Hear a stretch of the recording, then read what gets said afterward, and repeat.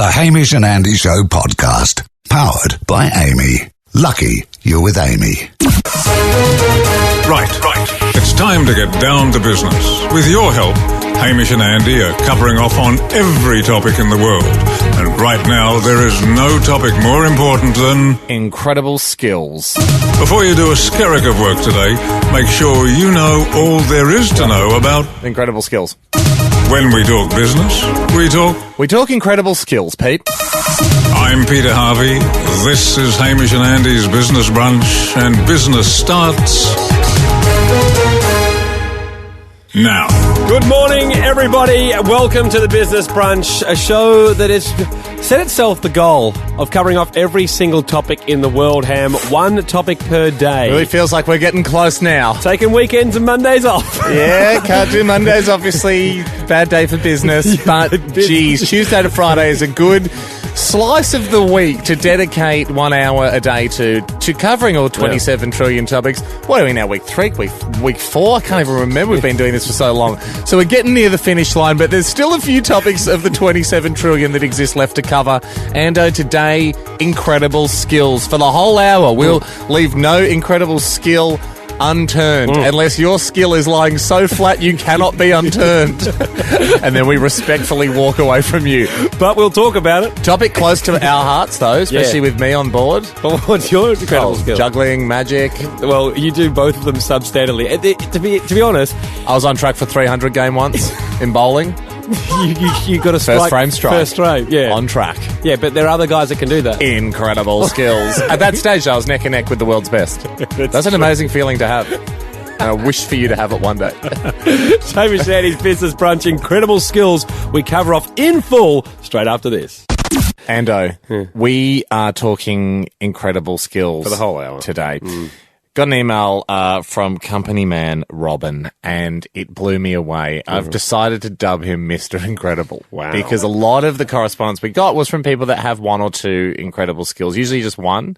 Doesn't Disney have or Pixar have a Mr. Incredible? They have the Incredibles. Yeah, but isn't the head of that Mr. Is he Incredible? Mr. Incredible, is he? Yeah, the dad is Mr. No, funny, he's the Incredible Robin. Okay. All I'm saying is, that it's important that we don't steal copyright. That's what I'm saying. They haven't done anything with it for a while. Okay. I thought it was a bit of, if you guys aren't going to release a film every 2 years, it's up for grabs. Incredible Robin. So, the Mr. Incredible Robin. Just in case people think it's Robin from Batman and Robin, too. So, Mr. Incredible Robin, he's incredible, Ando. Okay. He's not even of voting age yet. And How old is he? he's a company man. He's 17. Wow. But he's written in and he's listed a series of skills. And I thought, better than me describing them, we've got Mr. Incredible Robin on the phone. Okay. Mr. Incredible Robin, how are you, sir? I'm good, thanks, guys. How you going? Yeah, great. Thanks, Mr. Incredible Robin. Mr. Incredible Robin, could you just reel off quickly some of the skills within Mr. Incredible Robin's repertoire? Well, I can recite pi to 100 decimal places from memory. Bang. I can play... I would be less impressed if you could do it not from memory.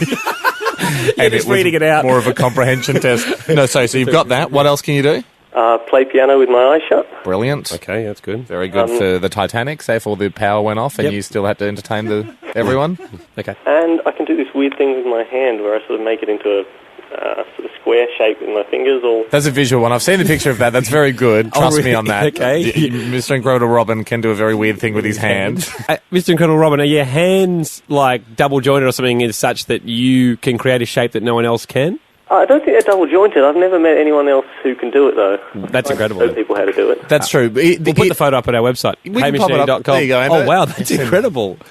Yeah, I'm just seeing that now. So it is. Kind of It's like a cube. You're sort of creating like a Rubik's Cube out of your fingers, and they're all sort of going different ways. Now, I don't know if no one else has done it just because it's a very random shape to pick, and the chances of someone deciding to do it are very low. Yeah. The other thing that got my attention is you say you can click using almost any object. Yeah, that's true. What does that mean? Well, you know how a normal click, you've got your middle finger against your thumb, and you sort of pull it off and hit the meat of your thumb with it. I don't need to use my thumb. Oh, wow. Oh, so you can find an object. Could you do it off like a bench top? I could. Could you do it off a cat? Well, it depends on how the cat feels about it. Yeah. The cat's still. I could do it off a still cat. Oh, my God! Oh, Mr. Incredible Robin! That is truly the best skill we've had on this show so far. And bearing in mind, recently we had a guy on the show a few minutes ago that was on track to bowl a 300 game, and your skill of clicking off a still cat is phenomenal. I mean, will it get better than this, Sam? No. Well, here's the thing, and Mr. Incredible Robin, you do end your correspondence with a bit of a gripe. You have people saying you've got too much spare time. But to them you say what? Well, I say it's not spare time because I'm using it constructively, honing all these skills. Yeah. You can't have an arsenal of a dozen or so skills. You wouldn't have any spare time. Exactly. You'd just be Mr. Robin. So what are you doing with yourself now, Mr. Incredible Robin? Heading off to uni next year. Good stuff. Just having a year off to hone more skills. Would you allow us to correspondence teach you via the Business Brunch shows? Yep, that'd be wonderful.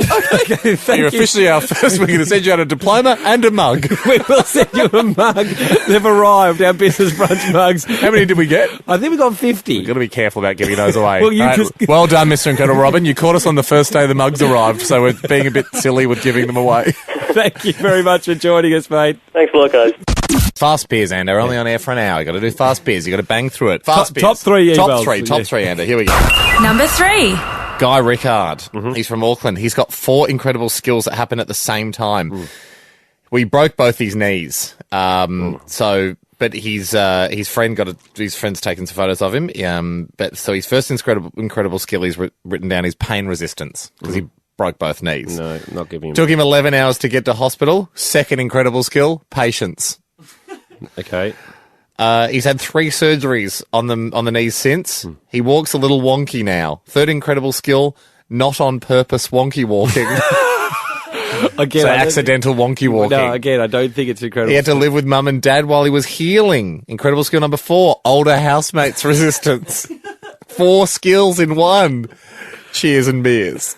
He signs off. Okay. I don't think any of those...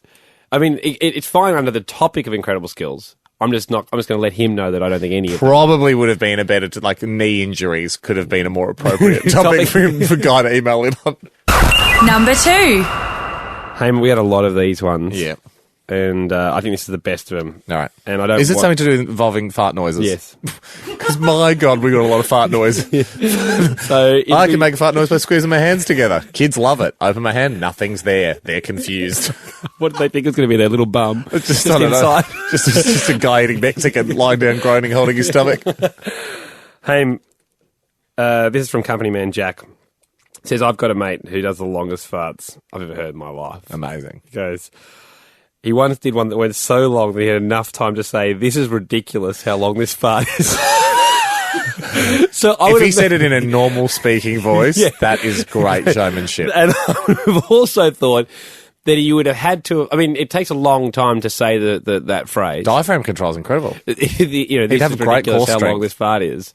But he would have had to wait a few beats before he knew that it was worth saying. Exactly. He would have had to... It would have been... So I don't want... There. Yeah. Because he would have gone, I'm farting. Hang on a sec. I've got lots to go. And I could get a phrase out. Yeah. That's why I think it's incredible. Yeah, very good. Number 1. Ando, company man Jordan wrote in and goes, look, I've got an incredible skill. I've been known to randomly sound like Chewbacca from Star Wars when I yawn. Okay. Don't know how it started, but...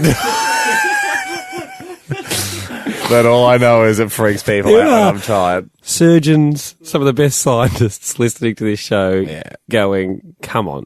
There hasn't been an incredible skill yet, really. Yeah, there's been a lot in my books. There's been a guy that was on a 300 game, just a regular Joe from the burbs, and he's suddenly almost bowling a 300 game. Here's the thing, though. He doesn't know how it started. All he knows is he sounds incredibly like Chewbacca. Gave him a call before. Okay. Had to wait till he got tired of the call. So got him first thing in the just morning. said, look, can you record the Chewbacca noise? To our excitement, he ended up recording several versions. He did about 5 takes. Okay. So he just left it rolling because I thought, great, maybe he's going to get better. Here is an actual scene from Star Wars. Yes. See if you can pick whether or not it's the real Chewbacca or I've inserted Jordan Hetherington as the new Chewbacca. They're gonna try and cut us off. Why don't y'all run them? I thought you said this thing was fast. Watch your mouth, kid, or you're gonna find yourself floating home. We'll be safe enough once we make the jump to hyperspace.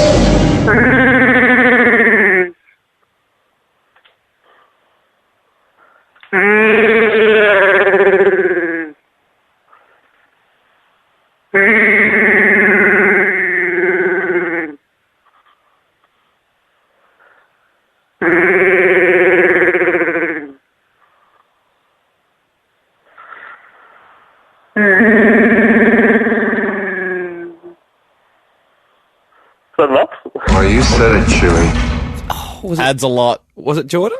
The new runtime of that film is 5 hours. Haim, today's topic, as we go through every topic in the world, that's what this show's all about, is incredible skills. Looks like a bloody science lab in here, Ando. Yeah. Well, on break. Scientists on break. There's a lot of beverages and no science equipment. But we've got, what have you got in front of you? Explain. You've got 4 mugs and a lot of drinks. Not the business brunch mugs, I should add, that we give away to select wonderful individuals. Pristine mugs, the ones that we're going to give out. And there's a chance we give it out to this fellow, company man Travis. Giving away a lot of mugs. I'm nervous about this. We only ordered 50. You, me, and Jack have had one. Zoe, the producer, she's got one. We've already given one away today. We promised one to someone else last week. All I'm saying, Ham, we're down to about 40. Company man Travis, he will get one if his skill proves to be correct. Because there's a lot of people writing in saying they've got incredible skills. We can't test. We can't tell. Someone wrote and said that they came second in an online championship. We don't know whether that happened. Did that happen? Is that amazing? Or is anyone playing online? Don't know. Haim, he says he's got incredible skill, the ability to spot a bad beverage. Explain. That morning he spotted apple lime juice with a hint of mint and went, that's terrible. I bet that's terrible. Bought it anyway. Tasted it. He was right. It's disgusting. Putrid experience. Pre-packaged, or is it one of these cafes that make their own juices? I think this one was pre-packaged. Like Norma's superfood blend, or if you're a popular member of staff, sometimes you get your own smoothie. He joins us now on the line. Oh, great! So we get to question him. Trav. Morning, boys. How's it going? Now, was that pre-packaged, that drink, or was it a make your own? Pre-packaged, really? So they have, a food scientist has put that together and put it out to the public, and it did not pass the Trav test. Horrible. Okay. So you are able to look at the combination of ingredients on any drink and just immediately know if it's a winner or not. Yeah, not really the ingredient. Pretty much just the title will do, really. Okay, the title. All right. In your mind, what's the gold standard? Like, to you, what's the best flavour that's out there on the market? Probably Pasito. Pasito, yeah, or Passiona. Yeah. You can't go wrong with an artificial passion fruit. That just helps people understand where your palate sits and what it favours. It's the elixir of life. In a new segment called Testing Trav's Incredible Skill. TTIS. We have got 4 drinks here that I've made up. I'm going to read you the ingredients, so this is the name of it, right? You've got to say whether it's good or no good. Then it goes on to the tester, which is Hamish. Do you trust my palate, Trav? I see. Yep. And then Hamish will taste. And this is a little bit like whether you're right or wrong. It's a little bit like when Superman allowed the scientist to take one strand of his hair to hold up a weight to allow himself to be scientifically tested on. So with a great talent comes great responsibility, Trav. So we'll see how you fare here. Okay, mate. I'll look after you. You ready to go? Yeah. First one is coconut water and Coke. I would probably put it on the market as coconut. Coconut. What do you think? What are your thoughts? Yeah, I like it. Great. Okay, here we go. Taste test. It's bloody delicious. That is delicious. I knew it. And the coconut absolutely wins on the back end of the palate. The aftertaste is almost all coconut, and the start is Coke, and there is a wonderful handover period in the middle. Yeah. Well, health benefits too, Han. Rehydration, all that. Brianna tells it, so it's got to be good for you. Well done, Trav. All right, the second one. It's Red Bull and apple juice. I'd probably call it Red Apple. Putrid. Poison. Bad. Poison. Same.